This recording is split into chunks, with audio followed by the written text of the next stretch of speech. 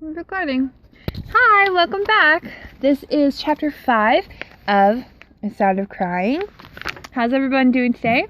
Hopefully awesome. If you're following along, cool. Hope you're enjoying the book.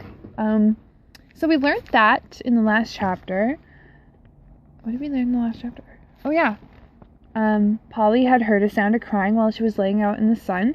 She thought it was Frederick because everyone had gone to town with Uncle and Auntie. So it was just Frederick and Polly at home. When she went upstairs to ask if he had been crying, he's like, absurd. No, it wasn't me. So then she got a little frightened. She's like, okay, it's gotta be someone else or something else. Or maybe it's the girl in my dreams. Maybe she's caught here. You know, a bunch of things are running through her head right now. And now we're going to find out what's going on next. So chapter 5 is called Sarah's Letter. And here we go. Next day, Uncle Clement drove the 5 children to church while Aunt Sylvia cooked lunch. Michael and Jennifer came out to the car quarreling about who would sit in the front seat. You could share it, said Uncle Clement, and the other 3 will fit nicely into the back. Neither was particularly pleased with this arrangement, but they didn't argue. Polly sat by an open window, Frederick shivering by a closed one, and Hugh bounced up and down in the middle. The village church was a pretty little grey stone building with a spire. The minister was very tall, with a head of unruly black hair and a surprisingly young face. He seemed to find it difficult to be dignified, taking the chancelled steps too fast. He tripped over the hem of his robe, and his long arms waved as he recovered his balance. Uncle Clement clicked his tongue disapprovingly. Because she liked the look of him, Polly listened harder than usual to the sermon, and in fact she had never heard one so interesting before. She felt really annoyed with Hugh for playing all the while with his hymn books, and when he dropped one and buried noisily after it, she hoisted him back by the ear and told him sharply to behave. Uncle Clement frowned at both of them. When they came out afterwards, the minister was in the vestibule. I liked your sermon, said Polly boldly. He bent a rather worried smile in her direction. Did you? And let me see you. You are... My niece, Polly Devonshire, boomed Uncle Clement, his hands descending on her shoulder from behind. Polly, our minister, Mr. Mather. How do you do, Polly? Said the minister gravely. How d'ye do? Mumbled Polly, and sliding away from her uncle's hand, she went out into the sunshine to look at the graves. Some were very sad. Thomas, aged 5, and one to a young wife. Her son has gone down while it was yet day. There was a stone to Grace, Emily, and James, who had died in the same year, aged 6, 3, and 1. Till the day break, it said, and Polly, eyes watering, felt sure their parents had had no other children. The biggest monument of all was a white marble, 2 angels holding an open book inscribed, The souls of the righteous are in the hands of God. This was one to Simon Stampinstone, who had died in the 1900s, aged 45. Too old to be interesting, thought Polly.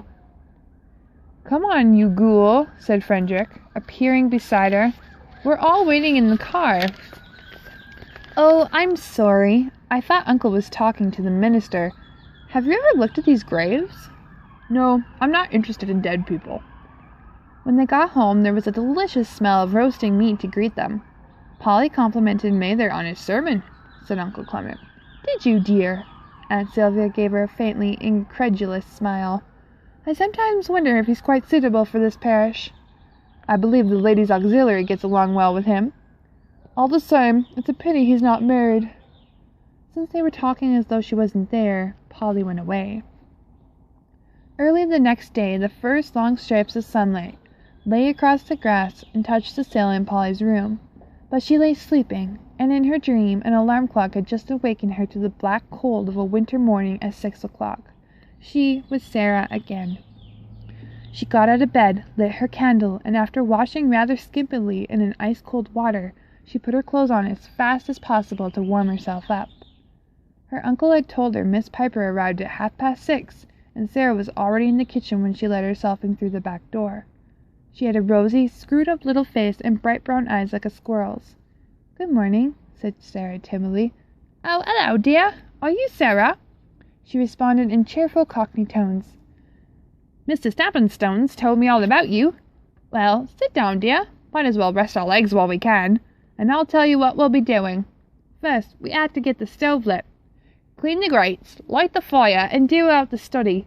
Then he gets up and we cook breakfast. Now, have you ever cleaned a grate, dear? No. Well, I'll show you how, and you can be getting on with it while I light the stove. Else there'll be no hot water for him to wash with. Got an apron, dear? Sarah fetched her brown homespun pinafore. That's fine, dear. Don't want to spoil your good dress, do ya? Mrs. Swirls had kindly made the dress out of some old curtains of hers. She had done all she could to help Sarah after her mother had died. Does he go to work in the daytime? Sarah didn't dare refer to him as her uncle now, and Mrs. Piper's he seemed to be the best alternative. No, dear, he sits in his study. He's a writing gentleman. Tracts and that. What time do you go? Asked Sarah a little wistfully. She thought she would much rather work under Miss Piper's instruction than be left alone with her uncle. 12, dear. Now, you just take the ashes to the bin. The lid of the bin clattered as Sarah took it off, and she heard from among the trees a volley of warning barks. Thugden came bounding across the lawn and circled around her, changing his serious tone to an occasional exclamation and baring his teeth in a great red grin. She took a step towards the door, eyeing him warily and wondering if he would let her reach it safely. He came no closer, however. That's a great animal, said Miss Piper when she returned. Bother you, did he? Now, he is quite well behaved. The size of him, though. He eats like I don't know what. Costs as much to feed him as if he were a human. Funny I'm spending money on an animal that he's mean enough in most things. Heaven knows. It took Sarah a moment to realize that he, in the last sentence, was not the dog. The time went quickly until suddenly Miss Piper glanced at the clock and said in a flurry, Look at that! I'm behind, and he'll be down in a minute for breakfast, and it's not laid. She broke off, looking thoughtful. Here's the thing now. Do you have your breakfast with him, or what? We had our meal together last night, but I'd really rather not, said Sarah anxiously. Before they could come to a decision, they heard Mr. Stappenstone's step on the stairs. Good morning, Miss Piper. Is breakfast ready? Good morning, sir. Well, not quite. I've been a bit slowed down on account of showing Miss Sarah. You may omit the miss. She's not your employer. His eyes swiveled to Sarah, who immediately became conscious of her hot, untidy state. Sarah, go and take off that garment, wash the dirt off your face, and comb your hair. Then perhaps you'll be fit to appear at the breakfast table. The contempt in his voice brought her eyes to tears. She turned her back quickly and hurried away. After a silent meal, he shut himself into the study, and Sarah found she was expected to become a servant again. Miss Piper, a little subdued at first, was soon talking as much as ever when in earshot of the study. Sarah worked hard and felt very tired for when the morning was over. She seemed free to do what she liked in the afternoon. She went upstairs, thinking it would cheer her up to write to Miss Swirls, but when she reached her room the letter was forgotten, and she gazed blankly at the naked blankets on her bed. Her mother's shawl had disappeared. She began to tremble. She couldn't ignore its disappearance, but she didn't feel brave. She whispered, "Help me," in a kind of prayer to her mother, and went down to knock on the study door. Come in, he said irritably. What do you want? I'm busy. Please, sir, I'm sorry to bother you, but have you taken the shawl from my bed? He looked coldly astonished. And if I have? Sarah struggled for words. Please, may I have it back, sir? It's value to me. A strange use for something you value. It was quite out of place there, and I happen to value it rather more. But, sir, it is mine. It was my mother's. It was my mother's. It came from this house. Do you understand that? It was a completely unsuitable possession for you, and you had no right to it whatsoever. It was my mother's, muttered Sarah doggedly. He stood up and towered over her with a frown. What have I told you about mentioning her? Leave this room at once. Sarah half turned, but she still couldn't quite give up. Sir, please let me have it back. I will promise to take care of it. I'll keep it in a drawer. Leave the room, he said, and held open the door. With a terrible politeness she went. When she had cried away some of her rage and dissolution, she began her letter to Miss Swirls. I arrived here safely. It's a very lonely house with trees all around. Uncle Simon keeps a big, fierce dog to guard it. I am not allowed to call him uncle, because he says my mother was disinherited, so I am not his relation. I think I see now why my mother never wrote to him. I think he must have hated her. He says I must be a servant, and I am learning how from Miss Piper, who comes every morning. She seems friendly. I don't think she likes him much either. This morning, when he came down to breakfast, he was angry with me for being in a pinafore and having a dirty face. But if I am to do housework, how am I to help looking like that? I have to use the back door like Miss Piper. Did you ever see Mother's Indian shawl that she liked so much? She said it was the only pretty thing she had. I brought it here with me and put it on my bed, and he has just taken it from me, he says. I can't have it. He says it isn't mine, because it was their mother's first. I know Mother wanted me to have it. He said it shouldn't be on my bed. I wish I was back at school. You have been so kind already. Maybe you will write me. The last 2 paragraphs narrowly escaped being blotched with tears. She blew her nose and sealed the letter, then realized she had no stamps and no money. She would have to ask him and it was an unattractive flat. I wonder if I might have a stamp, sir? They had nearly finished their supper before she plucked up courage to say it. A stamp? For what? A letter to my old schoolteacher, sir? Miss Hogwash? What do you writing her for, eh? Sarah had not seen him in this jovial, brutal mood before. She said faintly, She is a friend, sir. She was very good to me when she's always been very good. Oh, very well. I'll stamp your letter to this saint. Has Miss Piper taught you how to wash china yet? No, sir. Woo, gross. Yes, sir. In fact, she has accepted Sarah's assurance that she already knew. Wash these things, then. He rose abruptly, indicating the table. Bring me the letter before you begin. She did as she was told. She had dried the china and was putting it away when she came into the kitchen, an open envelope in one hand, her letter dangling from the other. After one glance, fright and indignation stopped her tongue. He gave her no time to speak in any case. This missive! What do you mean by it? How someone your age could be so wickedly ungrateful? I find it quite unbelievable. His voice began to rise. No content with slandering me in every direction, you accuse good Miss Piper of disloyalty to her employer. Well, what have you to say for yourself? I didn't suppose you would read it, sir. Didn't suppose I would read it? No, I dare say you didn't. The impudence of your attempting to slide it out under my nose. I don't know how you have been brought up previously, but let me tell you now that girls of your age are not usually allowed to send out letters that have not been read by a responsible adult, where one is available. I can trust you can see how necessary this precaution is in view of what you have just occurred. Sir, assented Sarah Woodley. Take it, he said with disgust, let it drop. Take it, he said with disgust, letting it drop. Burn it. Sarah retrieved it and laid it out silently on the glowing coals of the range. There was a puff of flame, and it turned to ash. Next time, he said over his shoulder, you will be punished. Sarah left the kitchen tidy and went up to her room. She took a sheet of paper and rewrote her letter. As far as she could remember, she added another paragraph. I have written this letter once already. I gave it to him to stamp for me, and he opened it and read it. He was very angry. He said I was ungrateful. He said he would read all my letters. He made me burn it. I shall mail this myself. I am sorry I can't pay for it. She put it in an envelope and wrote in the corner, to be paid for on arrival. Then she hid it under her mattress and went to bed.